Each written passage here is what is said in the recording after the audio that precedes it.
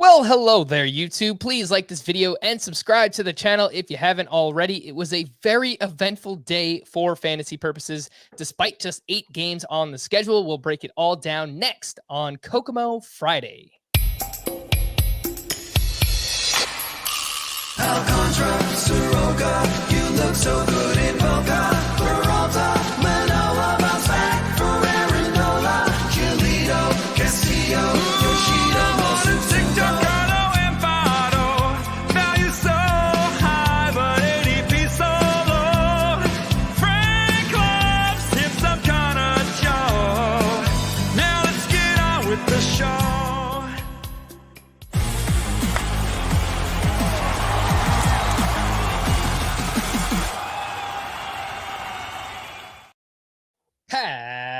Happy Kokomo Friday and welcome in to Fantasy Baseball today on Friday, May 20th. Frank Stampfl joined by Scott White, and we have a very eventful podcast for you today. Max Scherzer is out 6 to 8 weeks. Cardinals prospects are on the way. We had a triple dong for Trevor Story, and I have him in a few roto leagues. In each of those leagues, I jumped at least 5 points in the standings. So it was amazing to get that game out of him.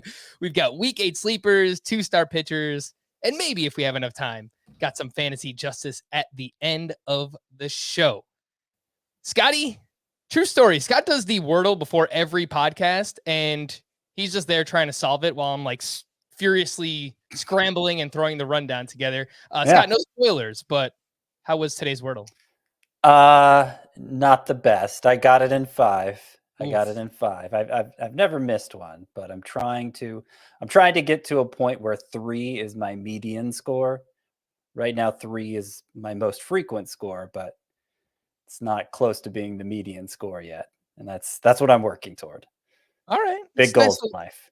It's a nice goal to have. Anyway, let's start off with Max Scherzer. Even before, oh my goodness gracious, we'll get to all this other big news. There was so much here on Thursday afternoon, but let's start off with Max Scherzer. He is out 6 to 8 weeks. What happens now? Well, Scott dropped him down to SP 28 in the rankings. I've got Scherzer down at SP 25. Obviously, there's no replacing Max Scherzer, but perhaps we can get 75 to 80% of Scherzer's production via trade, whatever it might be. You pick up some 2-star pitchers here or there. Scott, I know that you wrote an article which is live on the site right now. So who are some of those names? Maybe some that you're looking to acquire via trade while Max Scherzer's out. Well, I don't think the names are going to be terribly surprising to people who listen to the podcast on the regular, but hey, a big news day. Maybe we got some newcomers here. So my favorite name is Charlie Morton, who, as we've been saying all along, nothing looks especially wrong in the data. Velocity's fine. Spin rates, especially in that curveball, still amazing. Now, he did have his best start last time out. 9 strikeout, 2-hit effort. Looked like it all came together for him suddenly, as we were hoping. So he may be a start too late, but the overall numbers still look bad. You know, just a week ago, people were pleading with me on Twitter for my blessing for them to drop Charlie Morton. So the thing is, it's a good time to lose a pitcher, both because the game is stacked toward pitching right now, right? Like it's a lot harder to find. It's a lot harder to upgrade your hitting than your pitching. So if you have a surplus anywhere hitter wise, then you could probably go out and get a Charlie Morton pretty easily. Or if, maybe the person who has Morton is a believer or doesn't have an obvious need that you can fill, we're still early enough that other high-end pitchers' numbers look kind of screwy right now. And another obvious case would be Brandon Woodruff of the Brewers, who actually has a career high swinging strike rate so far. He's had no trouble missing bats. The underlying numbers by and large look the same as last year when he was a top 5 pitcher in baseball, at least subjectively. So I have total confidence in him still. And yet there have been people on Twitter asking me, oh, can I trade Brandon Woodruff for this obviously worse pitcher, whoever it is? Like, I still see Woodruff as a top 10 guy. So if you can get him at like a top 30 cost, that sounds great. And that might be a way to replicate Scherzer's production almost exactly. A little beyond those two, I would look at maybe Jose Barrios, who's off to a bad start, but we've seen him go through rough patches before. Year to year, the number is very consistent for him. So, not the same upside as those other two, but I think well worth acquiring on the cheap. Julio Arias, whose velocity's been down a little. Shane Bieber, whose velocity's been down more than a little, but I think that might allow you to get him at even more of a discount. And I retain some hope that mechanically Cleveland's going to figure out what's going on with him and get him right. And Robbie Ray also. Robbie Ray, is more in the upside category than like Brios and Arias. And he, kind of like Charlie Morton, looked like he may have gotten right in his last start. Velocity was back. Last two starts, the strikeouts have been up. But remember, in his last start, Robbie Ray allowed 5 earned runs. So I don't know that the person who has Robbie Ray is necessarily going to see it that way. Mm-hmm. So hopefully you can still get him for cheap. I have another name too, but I don't think I'm going to get your blessing on this one, Scott. But Trevor Rogers, someone who is drafted in most leagues as a top 30 starting pitcher and has not lived up to expectations, but his most recent start was encouraging. He gave up 1 run. He had 8 strikeouts in that game. So I would be looking to acquire Trevor Rogers. And Alex Cobb, just another name we've mentioned multiple times. He just got blown up in Coors Field, so you could probably get him for dirt cheap. Someone might have even dropped him in your league, so go check it out with Alex Cobb. I mean, those are probably going to be lower cost than any of the guys I'd mentioned. So it kind of, the other thing we have to consider here is if you lost Scherzer, as great as he was, presumably he was your first or second round pick, and that's a blow. But like if you've been aggressive on the waiver wire early on, you may have a whole cadre of quality pitchers on your roster already. Like, you may not have to do that much to replace him. 6 to 8 weeks is a long time, but it's not forever. And you wouldn't be the first to lose a stud player and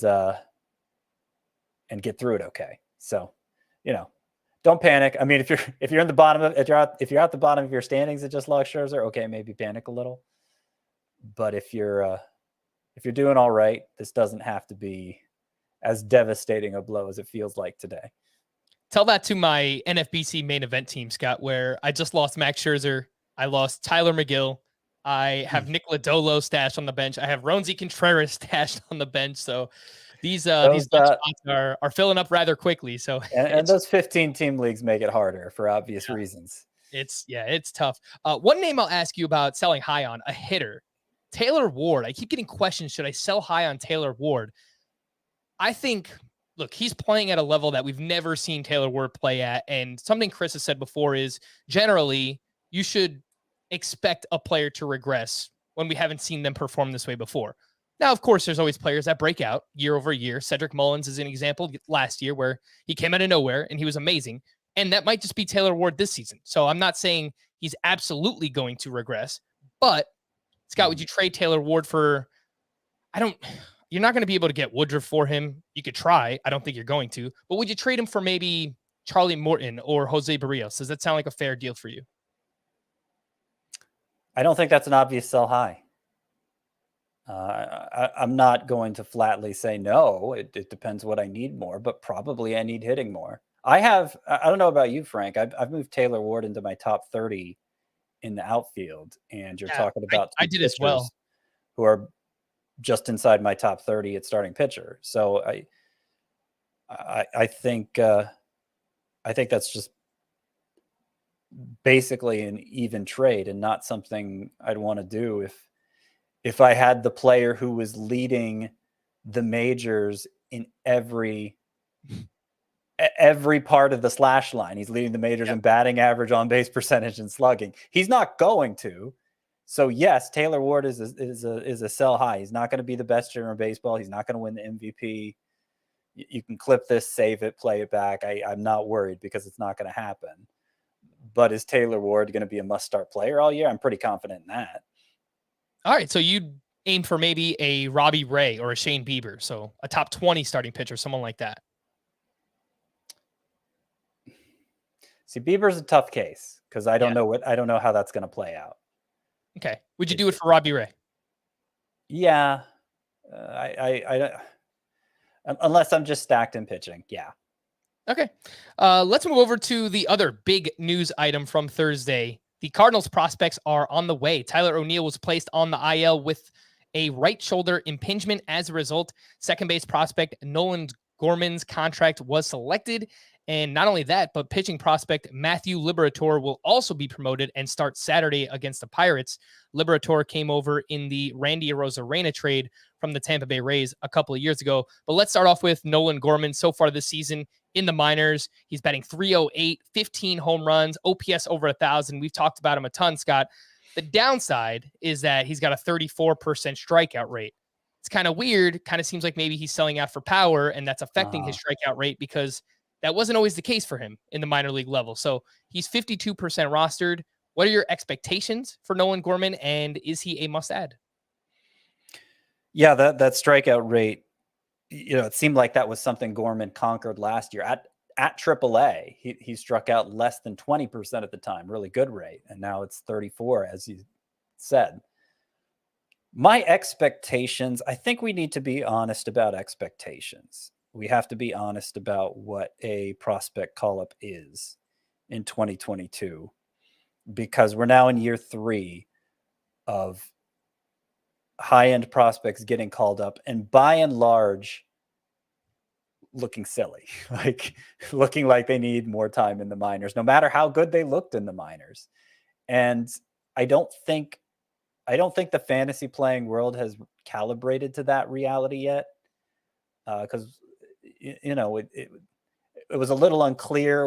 It started in the pandemic shortened season where there was no minor league action happening. And so what was going on with these guys? Why did this keep happening? Was it just a few scattered cases in a row, or was it, a new reality? When I first started writing about fantasy baseball 15 years ago, that was my normal approach to prospects was, okay, they're probably not going to be good right away. They're probably not going to be good for a couple years, but at some point they hopefully will become good because there are always new good players, right? The league doesn't ever run out of good players. But then we went through this long stretch prior to 2020 where it's like every prospect came up and just did exactly what he was doing in the minors or close to it. So they seemed like it was like magic. You could just pick up this call up and all your problems would be solved. Okay, we're not there anymore, I don't think. So the expectation for Gorman, having struck out 35% of the minor league of the time against minor league pitchers, is that it's probably not going to go well. That should be the expectation. That and what's not going to help is looking at the Cardinals matchups next week. This is his first full week in the majors. Gorman is going to have to face Jose Barrios, Kevin Gausman, Brandon Woodruff, Freddie Peralta, Adrian Hauser, and Corbin Burns. Yikes. So they are hanging him out to dry. But the reason why you still in most cases want to take the chance on him is because occasionally the minor leaguer will come up and be an impact bat right away. Juan Yepez seems to be doing that. Royce Lewis was doing that before he got sent down. It's a lottery ticket in the truest sense where, it's probably just going to be a waste of time. But if it isn't, then it could be this miracle for you off the waiver wire. So you take the flyer on Gorman, maybe not in points leagues with the small rosters and where the strikeouts are going to hurt you more. Maybe he's not automatically must add there. But anywhere else, frankly, anywhere else, you probably should have had him stashed if you had been following my prospects report and the 5 on the verge. But if you don't have him stashed already, sure, take a flyer. He could be an impact power bat for you, but more likely he's going to strike out a lot and maybe even get sent back down.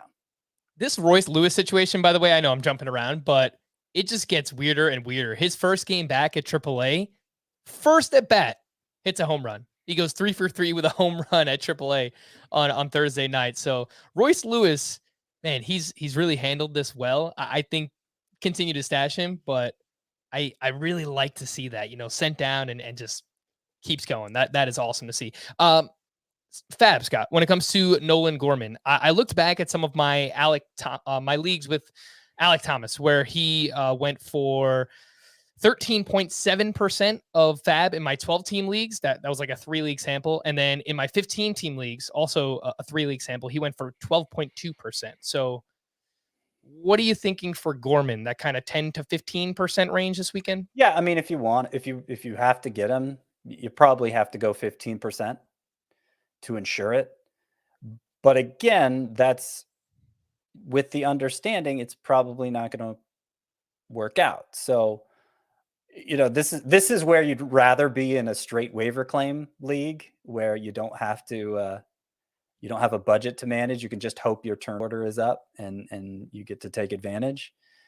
Now, what scenario would I probably be willing to go 15 for Gorman? Well, if I was desperate for power, if I was desperate for a second baseman, and a lot of people probably are desperate for either of those things, then it's probably worth it to me. Otherwise, I might throw $1 to $5 at him and hope I get lucky. Okay. I know it feels like we're kind of piling on Gorman here, but I will also mention that he has struggled against left-handed pitching at seemingly every level of the minors. So just one more thing to be concerned about, but I hope he's a smashing success, but yeah, me too. you just got to be honest in the evaluation. Like, I mean, we've gotten burned so often by higher end prospects call-ups than him. And so we, just gotta keep it real. What is some of the fallout with Nolan Gorman? Well, Tommy Edman will play shortstop and he'll gain eligibility there for fantasy. And it seems like Brendan Donovan could lose playing time. They're talking about maybe moving him around in the outfield, but it's unfortunate because Donovan was playing well. He's got a 316 batting average, 990 OPS, small sample size so far, but he was playing pretty well for them. How about Matthew Liberatore? We'll talk about him in the minors this season. 3.83 ERA, 1.20 whip, 46 strikeouts over 40 innings pitched. Seems like he has a diverse 4-pitch arsenal here, Scott. He came over in that Randy Arozarena trade, as I mentioned. 17% rostered is Matthew Liberatore. Is he a must-add pitcher? I wouldn't say he's must-add. I mean, he's interesting. He's been a top 100 prospect from the time he was like 19 years old, but he never really took a step forward in development. He started out as being a guy with really good pitching instincts, deep arsenal, as you said, throws strikes, but he kind of just settled in as this finesse type of pitcher that, the environment is going to be more welcoming for him than maybe it would have been a year or two ago. And so hopefully he'll be able to find success that way. But just, even though he had more than a strikeout per inning at AAA this year, his last 4 starts, a 9% swinging strike rate against minor league hitters. So I don't know that he has the bat missing potential to be an impact player in fantasy. But, this year, Martin Perez has been an impact player. So at least so far. So, yeah, I mean, it's more of a wait and see approach. If you want a streamer for next week, he'll be facing this weekend, I should say. He'll be facing the Pirates. So, it's an easier welcome than Gorman's going to get. Well, I guess Gorman's facing the Pirates at first too, but that's his first full week. That's what it's going to look like. All those tough pitchers. So yeah, I mean, I don't think it's a must to add Liberatore, but if you're looking for an extra arm, it might be harder to get him after that Pirates start, depending how it goes. Scott, did I just hear you endorse a pitcher in a daily lineup league this weekend? I mean, I didn't even have to get to stream or not to stream. I'm sure when we get to that segment and you have him on the list, the pitchers are going to be so bad that Liberatore is going to stand out as somebody I begrudgingly recommend. I didn't even put him on the list because he's not listed on MLB.com yet. So unfortunately, you won't have the pleasure of doing that. So if Liberatore starts on Saturday, that means he'll line up for the Brewers next week, which you probably don't want to start him for that one. Someone I'd look to add in all 15-team leagues or deeper, 12-team roto, maybe take a shot. But let's see how Liberatore does this weekend.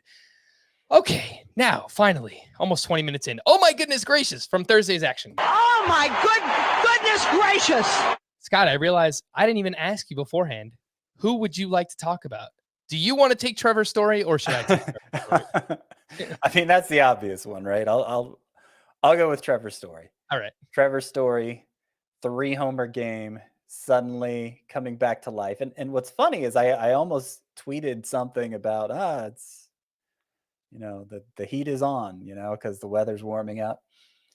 But it was in the 50s Fenway tonight, and he still hit 3 home runs. So he's been doing better lately. He had kind of been building up to this over his last 9 games now, including today's game. He's hitting 333.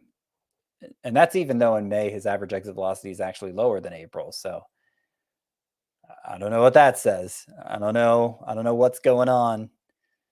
Obviously it wasn't the environment changing in this game. Maybe it was just one of those things, but there have been suspicions about inconsistencies with the ball again. So who knows? But bottom line, Trevor Story wasn't going to be that bad forever. Hopefully this is the springboard to the stud numbers we expected from him all along.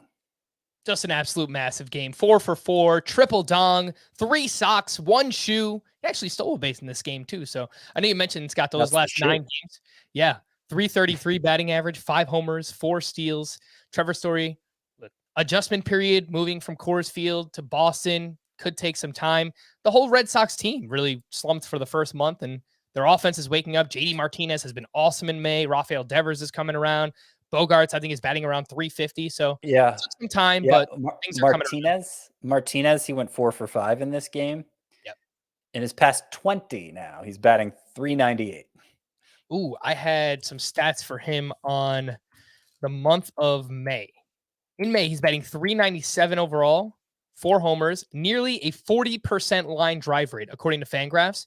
His average exit velocity, 94.4 miles per hour for JD Martinez. The guy is absolutely crushing the ball right now. Oh my goodness gracious.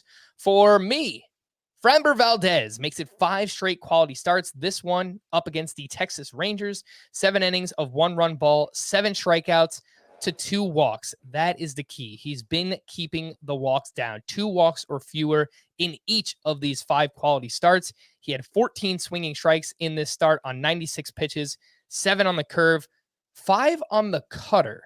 Now, this is interesting. He used his cutter a season high 14% in this start, and it's actually been his best whiff pitch this season. So we know he has a devastating curveball, really good sinker, which helps him induce ground balls at a near 66% clip. Now he adds in this cutter, which if he throws it 10 to 15% of the time and it's adding whiffs, this might be something that can unlock more strikeouts for Framber Valdez. He was just awesome in the start. The sinker velocity was up 1 mile per hour. Scott, he was hitting 97 at times. He was awesome. He's peaking at 97 with that sinker now. Pitching Ninja referred to it as a demon sinker because prior to this year, I hadn't seen. I shouldn't say prior to this year, but last year, Valdez didn't throw a sinker more than 95 the whole year. Wow! And now he's peaking at 97. So I don't know what's going on there. Deal with the devil, maybe. Getting the demon sinker. The demon sinker. How did he come up with that one? I don't know. I don't know. Pitching Ninja. He's a nut. Yeah, I love it. I love it. Anyway, Framber Valdez. Yeah. Last 5 starts. Again, he's been awesome. 5 straight quality starts. And I want to see where he goes with this cutter because, again, he's going to get the ground balls. If he can keep the walks down, he's going to be quite good. Let's take a quick break first. Before we do that, Fantasy Baseball Today is here to help you dominate your league all season long, but now you can represent your favorite podcast with official Fantasy Baseball Today gear only found on the CBS Sports Store. Discover t-shirts, mugs, sweatpants, laser engraved pint glasses, hats, water bottles, and more to remind your buddies how you got the inside scoop to crush the competition. Right now, Fantasy Baseball Today listeners will get 20% off orders when they use this podcast exclusive code Fantasy Baseball 20 during checkout. That's Fantasy Baseball 20, and it's only available for our listeners. Head over to store.cbssports.com/collections/fantasy baseball today and shop now. It's a long link. I've got it in the podcast and YouTube description as well. Another true story. I think that's the second or third time I've already said that this podcast, but I was looking in my closet to try and find my Fantasy Baseball Today hat so I can wear it on today's podcast. But my closet is just filled with a bunch of hats and I couldn't find it. I got frustrated and I just ran and grabbed this generic hat. So you're looking very high when you say that. I can't see what your closet looks like, but you're not looking like eye level. So I'm just imagining this avalanche of hats falling on you as you're looking for it. Yeah, if I make one wrong move in there, Scott, I mean, there's going to be some stuff tumbling out. So it's one of these closets with the sliding door. They don't slide correctly. I'm not a handyman. I'm not fixing it. You can eat your way out. You have a penchant for eating hats. Shout out to last year. If anyone's been listening since last year, you know what that's all about. Fernando Tatis made me look quite stupid. Anyway, if you want to hear more about top prospects, by the way, we will be talking about them on our Saturday edition of Fantasy Baseball Today in 5. That's our 5-minute podcast. Download and follow wherever you listen to this podcast. We'll take a quick break and we'll get to the news and notes here on Fantasy Baseball Today. The news and notes. Jose Ramirez will receive an MRI after he fouled a ball off his right shin on Thursday. I believe he continued that at bat and had an RBI single. So the fact that he played, I think he eventually left the game, but cross your fingers because we cannot afford to lose Jose Ramirez right now. Starling Marte will be activated from the bereavement list on Friday. Yohan Moncada felt discomfort in his leg during Thursday's game, but he played through it. So hopefully he's all right. Tyler McGill is scheduled to play catch on Friday. He's on the IL with biceps tendonitis, but said his arm is feeling better. Scott, I just can't help but feel that the Mets are making some kind of mistake here. I don't know if they're forcing him to play catch, or it's probably not the case, but maybe he feels added pressure now that Scherzer got hurt. Just don't rush back, man. Take your time. I'd rather have a healthy Tyler McGill than like a 75% version of whoever he is. Mitch Garver was reinstated from the IL on Thursday, and Nick Solak was optioned to AAA. Ryan Mountcastle is on track to return from the IL Saturday when first eligible. Joe Barlow was unavailable Wednesday due to a, quote, hot spot on his right index finger, which is a fancy way to say blister. It was Matt Bush who came in for the save, and he blew it on Wednesday night. Dodgers pitching prospect Ryan Pepio was optioned back to AAA, and he's been subpar through his first 2 major league starts. I believe it's 8 walks in his first 2 outings. Scott, should we continue to stash Ryan Pepio if we picked him up? I probably not in most leagues. No, I'd be more likely to take a shot on Liberatore than to stash Pepio. All right. Chad Green was removed from Thursday's game with right forearm discomfort. Michael Wacha has been cleared to return and start Friday against the Mariners. Tigers starter Matt Manning exited Thursday's rehab start due to lightheadedness. The Tigers cannot catch a break right now. He's banged up. Casey Mize still on the IL. They just lost Michael Pineda. So Alex Faedo is going to stick around for quite some time, I think. Michael Taylor was placed on the... And that's somebody I like more than Matthew Liberatore. And he's only 8% rostered is Faedo at this point. Yeah, I mean, look, he's not Max Scherzer, but if you play in a deeper league, he's someone that you could look at and kind of help soften the blow there. Some prospect news. Shane Baz allowed 1 run while striking out 5 over 2 1/3 innings in his first rehab outing at AAA. I saw he got up to, I believe it was 24 pitches. He's 74% rostered or 75. So in 10-team leagues, some shallower ones, make sure that Shane Baz is on a roster somewhere. If he's available, make sure to pick him up. Max Meyer was placed on the minor league IL with ulnar nerve irritation. I know he got rocked in his most recent start too, so that might have contributed to it. Scott, this kind of puts a damper on stashing Max Meyer. What do you think? Yeah, you could probably get away with dropping him in anything shallower than 15 teams, but it's not expected to be a long-term absence for him. But obviously it'll be a couple weeks at least, and then he'll probably need at least a couple starts before the Marlins even consider bringing him up. So it'll be a while before his promotion certainly isn't imminent. All right, let's get people ready for week 8, and we'll start with a look at the schedule. 2 teams have 5 games next week. That is the White Sox and the Marlins. The only must-start players that I have, Scott, Jazz Chisholm, Luis Robert, Tim Anderson, Jose Abreu, and Yasmani Grandal. What do you think? 5-game week? Yeah, probably.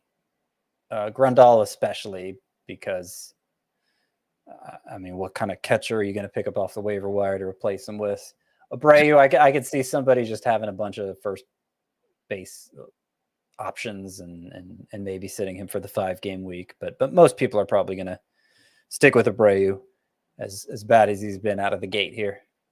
All right. 15 teams have 6 games next week, and 13 teams have 7 games. Before we get to Scott's 2-start pitchers to add, let's take a look at some of these fringy options. And Scott, you just tell me, do we start them in all formats, head-to-head points, none? And let's start with Jose Barrios, who is at the Cardinals and at the Angels. He's been iffy this season, tough matchups. What do you think? Yeah, I don't think he's must start, but he is an advisable start. It's hard to sit Barrios in any 2-start week. And fortunately his last start was decent. So hopefully that'll help get him going. All right. Alex Cobb versus the Mets and at the Reds. He's coming off a start where he got destroyed, but it was in Coors Field. Yeah, I would say advisable, especially with that matchup at the Reds.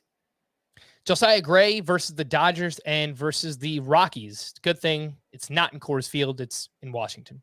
Now he's less than 80% rostered, so I actually do have him on my sleeper pitchers list.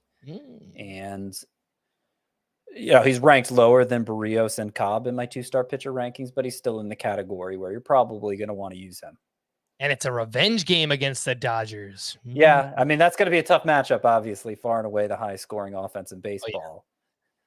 But I wasn't on yesterday's podcast. I imagine you and Chris talked about Josiah Gray doubling his slider usage and it being responsible for like 15 of his 16 swinging strikes or something in his most recent start.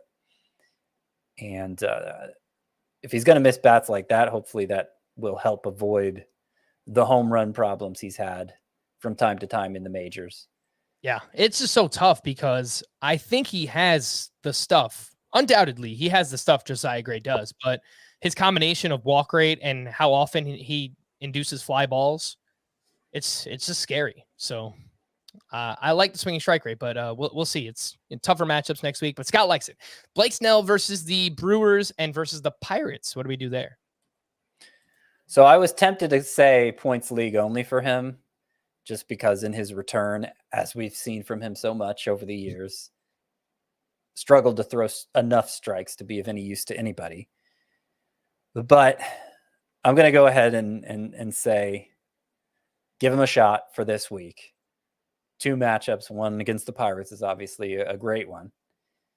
And if it doesn't work out, we're probably going to be benching Snell for a while. All right. Tyler Mahle versus the Cubs and versus the Giants. He threw a quality start on Thursday against the Guardians. Yeah, he did throw a quality start against the Guardians, and I believe it was a second straight. But he's just been – there's so much weird stuff going on with him. Like, he only had 6 swinging strikes in this one. The swinging strike rate by and large, though, has been okay. He's just been getting knocked around a bit, and obviously not much help from his supporting cast in Cincinnati. These are 2 home starts, I believe. Yep. Where he was terrible at home last year. I think he's been terrible everywhere this year. But yeah, bottom line, Tyler Mahle, I have in the points league only category. I think that makes perfect sense too. He's just kind of a weird pitcher. Not a ton of whiffs. He walks too many. He gives up fly balls. He's on a bad team. It's a bad ballpark to pitch in. So I'm with you. I think it's too risky in Roto or category leagues. Cal Quantrill. He is at the Astros and at the Tigers. So Jekyll and Hyde matchups there for him. Yeah, he had a good start here on Thursday as well, and has kind of gotten back to being the quality start machine he was in the second half last year. I don't know how he does it, but I think he's usable for the 2 starts in a points league. All right. And he has SPARP eligibility, so that definitely helps in the points league format. Steven Matz versus the Blue Jays and against the Brewers. So 2 scary-ish offense. The Blue Jays, I don't know. They kind of been hit or miss this year. Yeah, they don't They rank at the bottom third of the league in runs scored, actually. But I don't think anybody believes they're going to stay there.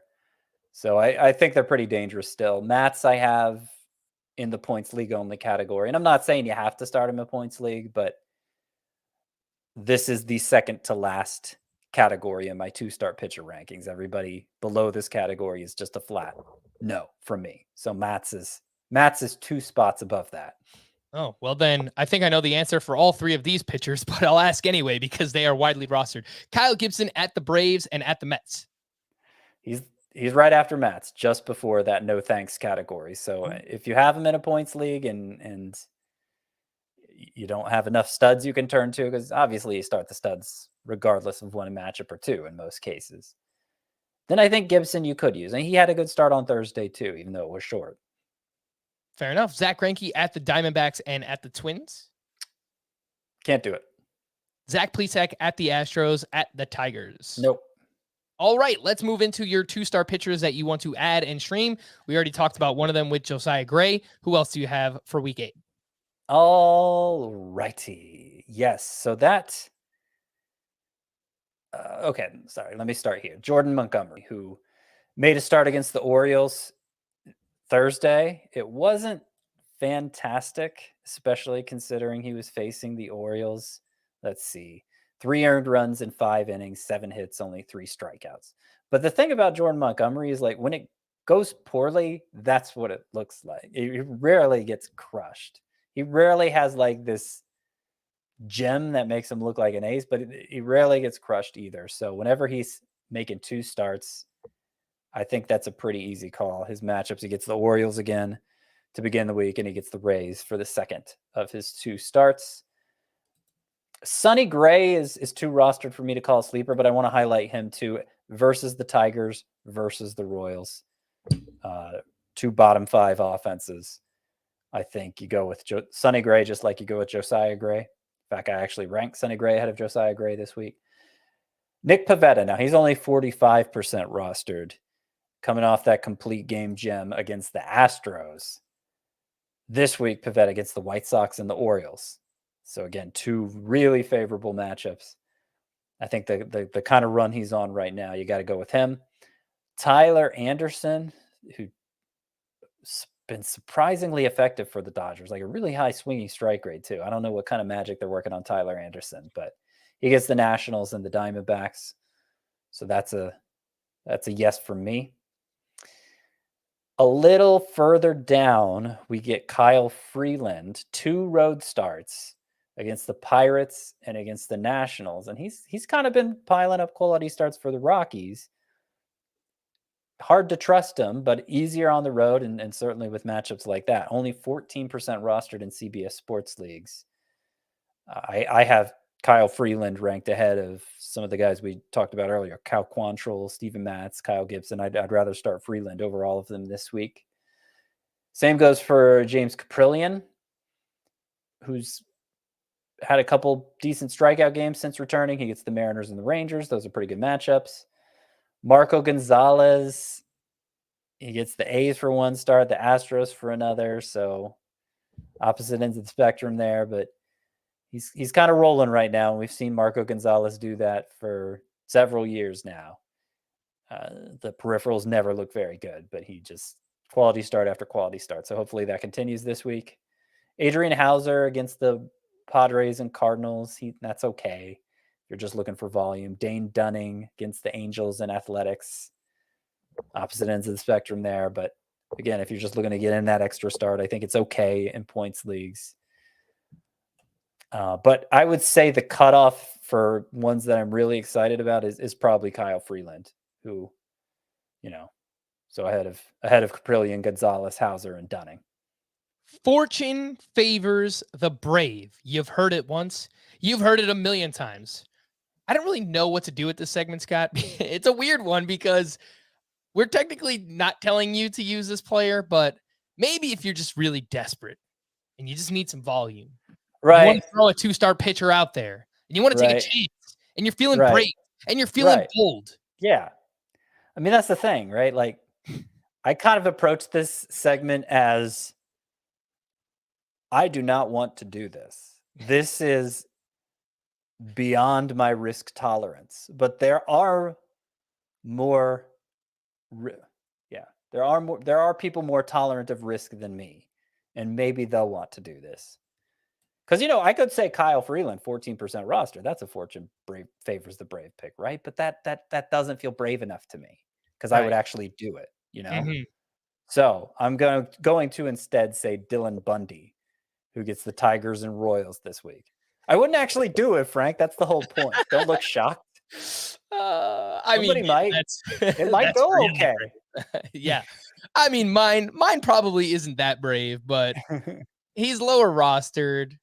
It's Dane Dunning. It's one scary start. You just talked about him, Angels and at the Oakland A's. I kind of like Dane Dunning, man. He's got the two secondaries, the changeup, the slider, sinker, induces ground balls.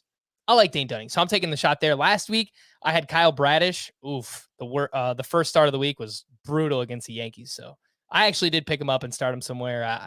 I was brave, but wasn't my best call. Single start streamers for next week, Scott. Who do you have there? Not as exciting. They're better 2-start options than 1-start options this week. So all the way, obviously I published my top 10 sleeper pitchers for every week, and they're all rostered in less than 80% of the leagues. That's the whole concept. Hard to find 10 pitchers worth advising who are rostered in less than 80% of leagues. And so I preface this with that because my top 1-start sleeper for this upcoming week is only 6th on that list of sleeper pitchers, Martin Perez at Oakland. I actually feel okay about that, considering he's 6th on the list. Really good matchup, and he's been cruising for a bruising, you might say, but it's actually, he's been successful. So maybe it'll continue against that AAA lineup. Alex Faedo gets the Guardians, who've actually ranked higher than you think in terms of runs scored. But I still don't think of them as a particularly good matchup. And I like Faedo, and he's only 8% rostered. And Wade Miley against the White Sox, who are still a bottom 5 offense in terms of runs scored. And I just think he's competent enough to take advantage of that. And then Hunter Green against the Cubs, if you're looking for something a little more exciting, maybe a few more missed bats, more risk too, obviously. But, he's coming off, a 9 strikeout game last time. So against the Cubs, maybe he'll do something like that again. All right. The best hitter matchups for next week. We've got the Twins, the Dodgers, the Rockies, the Yankees, and the Tigers. And then the worst hitter matchups, the Marlins, the Cardinals, the Rays, the Mets, and the Orioles. All right, Scott, who do you have sleeper hitters for week 8? All right. So there aren't a lot of names that line up with those most favorable matchups, unfortunately. The Twins you mentioned have the best of all, but the only Twins hitter I rostered in less than 80% of leagues who I could muster any recommendation for is Max Kepler. So that's it. And here's the problem with the Rockies, who you mentioned are 3rd in the best hitter matchup. Yeah, the pitchers they're facing are weak in 7 games, but they're all on the road. And so you get that hangover effect where, basically every Rockies hitter's numbers are bad on the road. So even if they're favorable pitchers, do you really want to start Rockies? Well, I think among those rostered in less than 80% of leagues, Brendan Rodgers and Randall Grichuk, those are the 2 I'm going to vouch for. And Rodgers' case, at least, he was actually better on the road last year. Rare case of a Rockies hitter being that way. Hasn't been true this year, but obviously small sample, and hopefully he's beginning to heat up. I think the Guardians didn't make the top 5 sleeper hitter matchups, but if it was a top 7 instead of a top 5, they would have. So Andres Jimenez and Owen Miller, Yes. I think are fine starts this week. Jimenez, baby, let's go. Jimenez is actually my top sleeper hitter this week, so I don't know. What? Yeah, check my temperature. I must be ill. Yuli Gurriel, who's been heating up. I like him to continue that this week. Mike Yastrzemski, also been hot lately. All 6 of the pitchers the Giants are facing are righties. So Yastrzemski tends to do okay against lefties, but righties are better. Ian Happ, who I think is just under rostered. Christian Walker, who we've talked about, he's heating up and has some really good data underlying it. And number 10 on this list is Cole Calhoun. He's the most available, only 17% rostered. 4 home runs in his last 5 games. You know, not the best matchups ever, but they're okay. They're okay. I could see him continuing this hot streak. All right. There were 2 hitters I wanted to ask you about, Scott, and they both had big games on Thursday. I've asked you about him all week. Anthony Santander, he went 3 for 4 with a 3-run walk-off home run against the Yankees, his 7th of the season. And then Juan Yepez went 3 for 5 with his 3rd home run. He is batting .333. Surprising that Yepez is only 62% rostered. And then I saw your worst hitter matchups for next week. So that's why it's not on the list. I just gave you what Nolan Gorman's looking at his first full week in the majors. Yeah, Same thing for Yepez. Bunch of Cy Young candidates there. Mm-hmm. Or at least last year's Cy Young candidates. But I would say if you have the ability to just stash someone on your bench, Juan Yepez should be rostered in more than 62%. I mean, every like twice a week I'm writing about him in waiver wire. It seems like people just aren't coming around. No, I would like to recommend him for sleeper hitters. I like him just in a general sense more than the list of hitters I gave you. Right. I've learned never to recommend as a sleeper hitter somebody who has one of those worst matchups. It rarely goes well. So I'm not going to do it.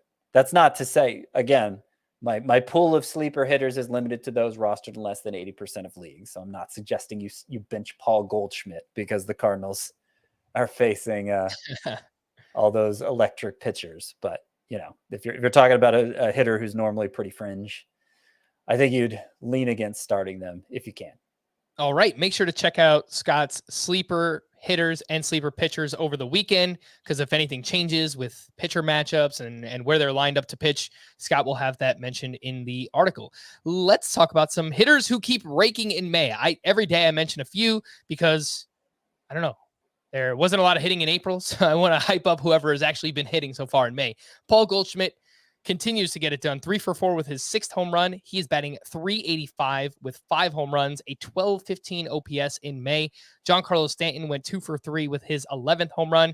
Actually would have had 2 home runs if those Orioles didn't push the walls back in left field. Unfortunately, I think it was like a 370-foot single off the I wall. wonder how much they're regretting that now, seeing the way the ball has played this year.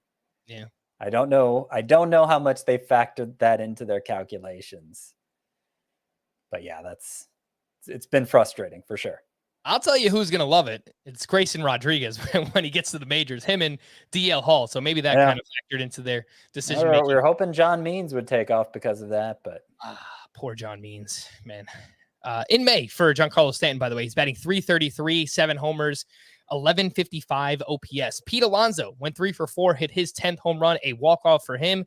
His May so far, 309, 6 homers, a 1015 OPS. Julio Rodriguez, 3 for 5 with his 3rd home run. His batting average is now up to 270 overall. Why? In May, he's batting .338, 3 homers, and 890 OPS. The strikeout rate is 25%. His average exit velocity this month, 92.7 miles per hour for Julio Rodriguez. He's been awesome. We told you earlier what JD Martinez is up to. He's been great. Dalton Varsho went 1 for 4 with his 7th home run.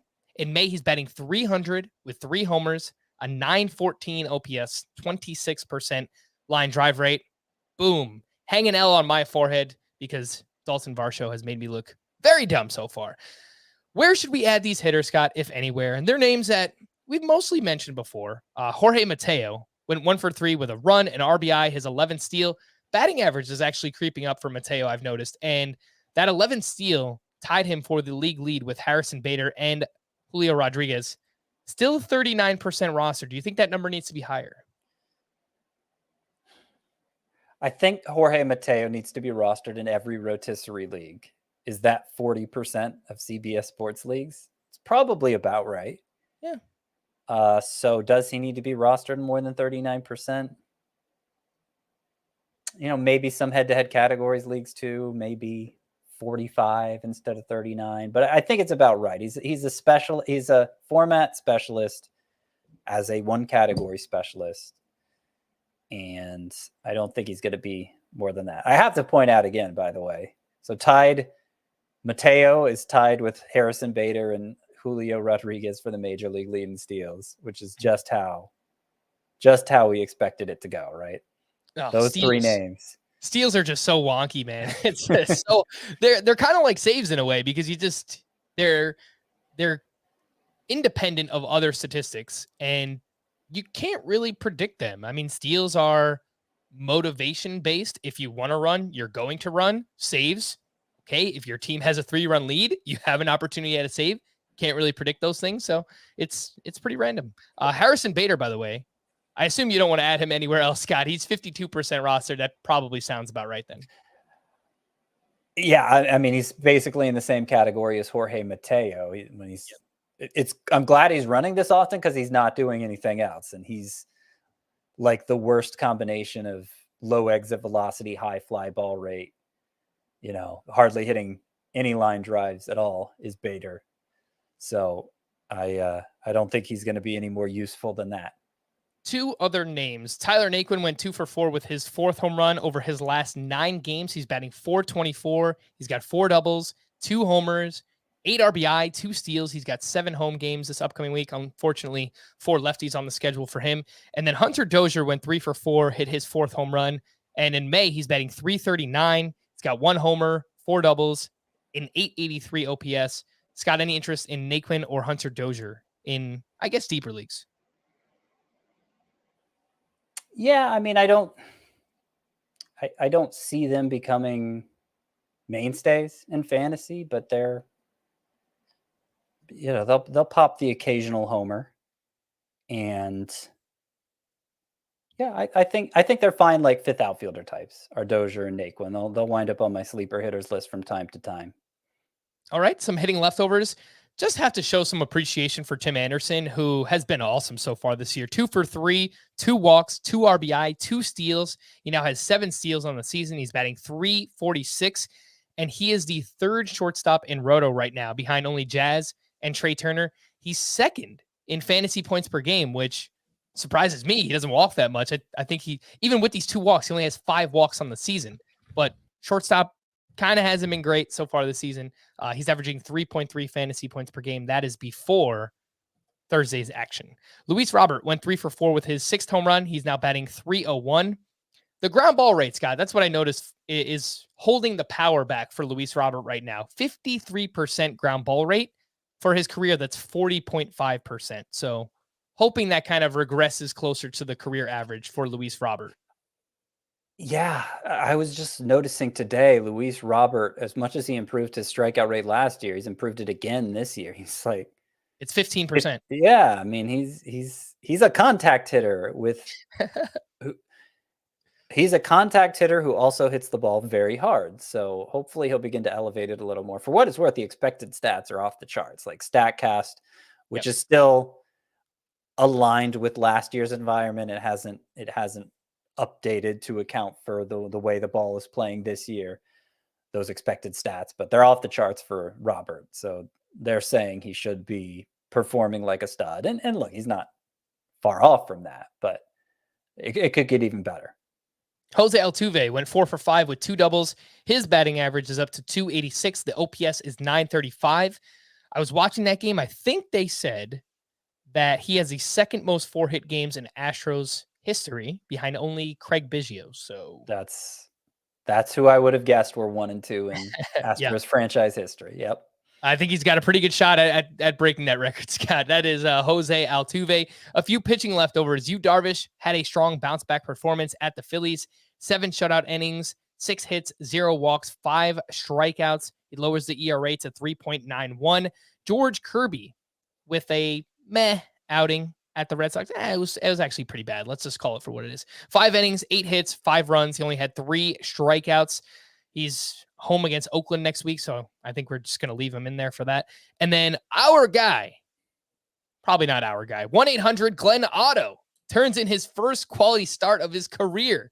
6 innings, 2 runs. Yeah. That's surprising. Maybe I made that up. It's definitely the first one this year. I don't think he had any last Well, year. let me check last. I mean, remember his first start up, he looked great, but it may have been only a 5-inning start, so you may be right. I'll double check that. All right. So Glenn Otto, he's 6% rostered. He did have 12 swinging strikes here against the Astros, so that's not nothing. He's at the Angels next week. It's a tough matchup. So that was a 5-inning start. Yeah, he never went 6 last year, and well, this is the first time he's gone 6 this year. So it's his first 6-inning start ever. Yes, which by definition means he could have never had a quality start before this one. And yeah, he only had 2 strikeouts compared to 3 walks. He had 12 swinging strikes on 96 pitches, and his whiff rate for the season is like right there too, right? Just under 13%. So he's getting swings and misses. Yeah, I don't know. I think Glenn Otto's worth keeping an eye on. I don't think it's time to add him yet, but he is looking. It's looking like there's real ability there. All right. Anything you'd like to add on George Kirby and Yu Darvish? Yeah. So Kirby only had the 3 strikeouts, 6 whiffs on 71 pitches. That's not a good rate, obviously. It's 2 bad starts in a row after impressing the first time out. And I'm not really sure what's wrong. I mean, maybe he just needs to figure out how to sequence his pitches against major leaguers. Normal development stuff. As I was saying at the top of the show, it should be the expectation again that prospects, no matter how high end, are going to need some time to adjust to the majors.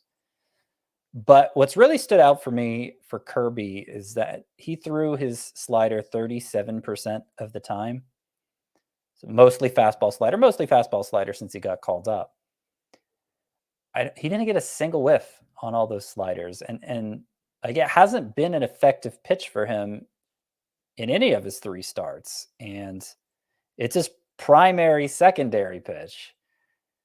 So, I was just reading the scouting report again. It earned rave reviews in the minors. I don't know why the slider hasn't been effective for him at the highest level here, but I think it's a little concerning.